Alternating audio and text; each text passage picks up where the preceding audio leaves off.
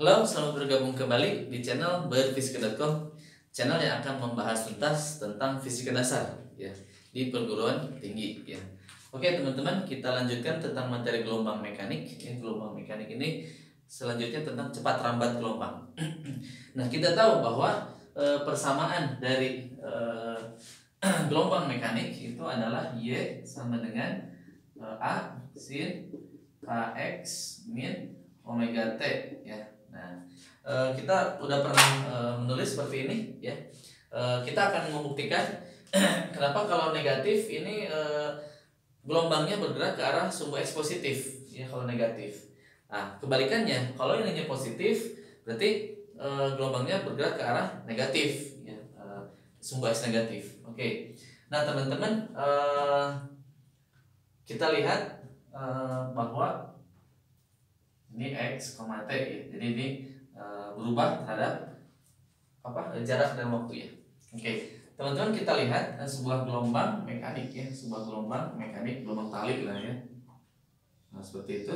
Oke, ini fungsi sinus. Oke. Nah, seperti itu. Oke, sorry. Nah, seperti itu. Kemudian tali bergerak ke kanan ya, ke sumbu X positif. Nah, kita lihat dari perjalanan gelombang ini X akan terus membesar ya. X-nya akan membesar, teman-teman. X membesar, begitupun T-nya membesar. Begitupun T-nya membesar. Membesar. Nah, sehingga si X ini membesar ya, berarti ini nilainya membesar nih. Ini besar nilainya. Semakin ke kanan semakin membesar. Begitupun nanti si T-nya membesar. Nah, akibatnya besar dikurangi yang membesar juga, akhirnya dia bakal konstan. Jadi ini adalah nilainya konstan, teman-teman. Konstan, nilainya tetap. Oke. Nah, untuk mendapatkan kecepatan gelombang, kecepatan rambatnya dan kecepatan getar nanti kita bahas di pertemuan selanjutnya. Kita akan bahas yang kecepatan rambatnya aja ya dulu. Nah, fasanya ya kita akan turunkan terhadap waktu. Jadi si fasa ini kita akan turunkan terhadap waktu. Oke. Kx min Wt nya kita akan turunkan terhadap waktu. Nah, tadi si Kx min Wt ini adalah si fasanya, itu adalah konstan, teman-teman. Fasanya konstan. Nah, sesuatu atau konstanta, sesuatu yang konstan diturunkan terhadap waktu, misalnya terhadap waktu itu adalah 0 hasilnya. Nah, sehingga teman-teman akan dapat menurunkan masing-masing ini jadi K dx per dt. Oke, min. Nah, ini turunkan terhadap waktu. Jadi apa? Omega saja ya, sama dengan 0. Nah, sehingga kita akan pindahkan dx per dt sama dengan omega per k. Nah, seperti itu. Nah, dx per dt adalah kecepatan rambatnya, teman-teman. Kecepatan menjalar terhadap sumbu x. Ini adalah kecepatan rambatnya, v rambatnya. Oke, tidak lain adalah omega per k. Nah, teman-teman lihat koefisien dari nilai tandanya dari omega per k itu tandanya positif. Nih, positif. Positif artinya dia sedang bergerak ke arah sumbu X positif, teman-teman ya. Kemudian selain rumus ini, bagaimana formula yang lain untuk mengetahui kecepatan rambat gelombang? Berarti V rambatnya kita akan buka. Omega itu kan 2πf, teman-teman, per. Nah, K itu bilang gelombang. Sebenarnya udah pernah kita bahas, K itu adalah banyaknya 2π setiap satu panjang gelombang. Oke. Ini tidak lain 2π-nya kita coret. Nah, jadi lambdanya naik ke atas. Nah, jadi F dikali F kali lambda. Ini adalah V rambat. Nah, seperti itu, teman-teman.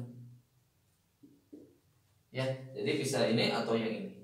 Nah, begitupun dengan sebaliknya. Kita akan bisa membuktikan kalau arahnya ke sumbu X negatif, ya, suku yang ini tanda ini bisa jadi positif. Ya, yuk kita coba. Berarti kita punya Kx ditambah Wt. Nah, gitu, teman-teman. Oke. Nah, kita turunkan ini selalu konstan ya. X-nya kan mengecil ke kiri kan, X-nya bakal berada ke kiri semakin waktunya bertambah ya. Oke. Maka nanti hasil ini jadi bakal negatif ya. Coba aja kita turunkan. Ini kan ini nilainya harus konstan. Nah, berarti si T ininya kan jadi minus ya, supaya konstan. Kan di sini T-nya kita substitusi jadi min T ya, menjadi min T. Jadi semakin berkurang T-nya, ini harus ditambah dengan minus T yang bertambah pula ya, jadi lawan gitu ya. Kalau ini berkurang, ini harus ditambah membesar ya. Ya, jadi ini negatif, semakin negatif, ya ini semakin negatif, ini semakin negatif kan, x-nya ke sebelah kiri. Nah, harus ditambah dengan sesuatu yang membesar, besar atau ini kecil. Nah, ditambah yang besar ditambah yang kecil jadi konstan, jadi tetap, jadi sesuai dengan hukum fasa yang ini konstan ya. Nanti kita turunkan terhadap waktu kx ditambah omega t-nya dengan 0, karena fasanya konstan berarti 0 ya. Jadi fasanya konstan. Oke, berarti dx per dt dari k sama dengan itu ya, tambah omega dengan 0. Nah, berarti dx per dt nya adalah, nah ini minus teman-teman, minus tuh gitu ya. Berarti v nya adalah minus omega per k tuh, berarti negatif, arahnya ke sumbu x negatif ya, v rambat, atau bisa kita tulis minus itu f dikali lambda ya. Nah, seperti itu.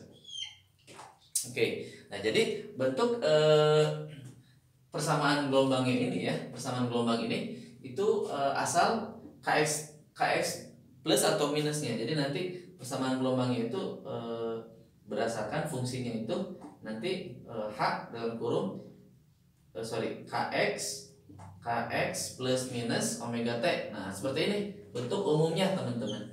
Jadi x dan t-nya linear, itulah intinya ya. Jadi kalau nanti persamaannya bukan sinus itu tidak jadi masalah ya, asalkan ininya x-nya linear sama t-nya. Misalkan begini. Jadi ini persamaannya bukan sinus gitu, sebuah gelombangnya. Misalkan apa ya? Akar lah ya. Y sama dengan akar misalkan ya, 2x ditambah 5t. Nah, ini bisa dikatakan sebuah fungsi gelombang teman-teman ya, karena x dan t-nya masih linear. Oke. Nah, tapi kalau misalkan nanti 2x kuadrat fx, t, atau dalam bentuk sinus juga boleh. Bukan sinus deh. 2x kuadrat ditambah 4x gitu ya. Nah, ini udah bukan, karena ini udah kuadrat ya, udah kuadrat x nya, fungsi x. Oke, mungkin itu saja untuk penjelasan dari cepat lambat gelombang. Jadi sekarang udah tahu ya kenapa negatif ini geraknya ke kanan. Nah, karena kita turunkan dan menghasilkan sebuah formula yang arahnya positif. Begitupun kalau ini positif. Kalau ini positif berarti gerakannya ke arah kiri, ke arah sumbu x negatif. Itu saja yang dapat saya sampaikan. Terus semangat untuk belajar menggali ilmu-ilmu di dalam fisika dasar. Sampai jumpa di dalam waktu dan kesempatan. Salam berfisika.com. Dadah.